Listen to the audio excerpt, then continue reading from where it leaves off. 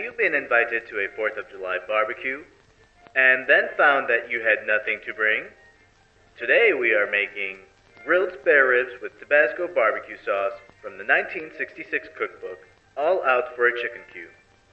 Certainly a good way to earn friendly approval is to have a spare rib barbecue. You can turn on subtitles by pressing the CC button, and if you'd like to try these ribs at home, I'll be listing all of the ingredients and their measurements in the description under the video.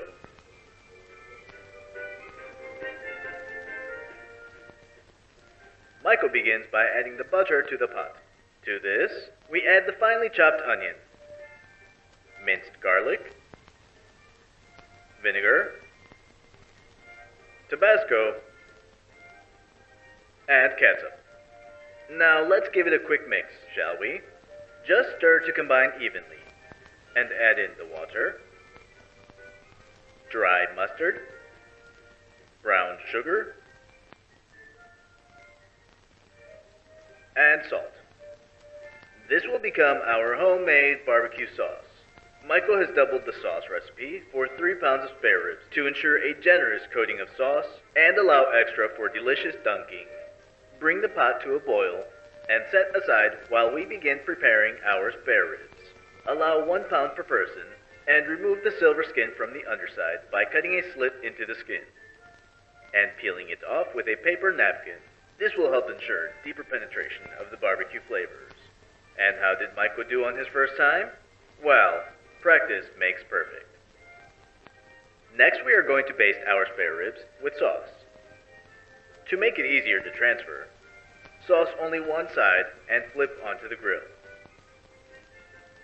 Baste the top side with sauce and cook slowly over low heat, basting the spare ribs with sauce every 5 minutes and flipping. Otherwise, they will dry out and burn.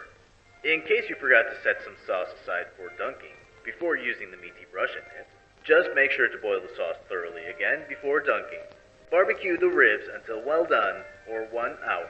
Now, doesn't that look marvelous? Slice apart and serve with additional basting sauce. Just the elegant aroma of the ribs picking up added flavor from the sauce is enough to give everybody the firm idea that it's time to eat. And look who has arrived. Neighbor Manny with his homemade corn dogs. Now it's a real barbecue.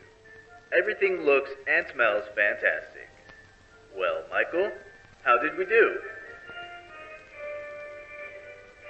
Delicious. The sauce is sweet, but not too sweet, with the onion and vinegar lending their savory and acidic flavors to create an easy and tasty sauce. The ribs are cooked, though not entirely tender. Perhaps more time over lower heat would have helped. Not bad for a first attempt at ribs. The sauce, however, is sure to impress the neighbors at your next barbecue. Likewise, some homemade corn dogs are simple and easy to make. Be sure to tune into this week's episode of Manny's Made at Home for the full recipe. Making these ribs at home? Share your results with me on Instagram. Tag me at Maikoh with 4 H's. If you enjoyed this video or interesting vintage recipes, don't forget to give it a thumbs up and check out my vintage recipes playlist. I upload a vintage recipe the first week of every month. And if you'd like to watch another video, you can click the card over on the right. I hope you enjoyed the video. If you did, please consider subscribing. I would love to have you around. Thank you so much for watching, and I hope to see you all next week.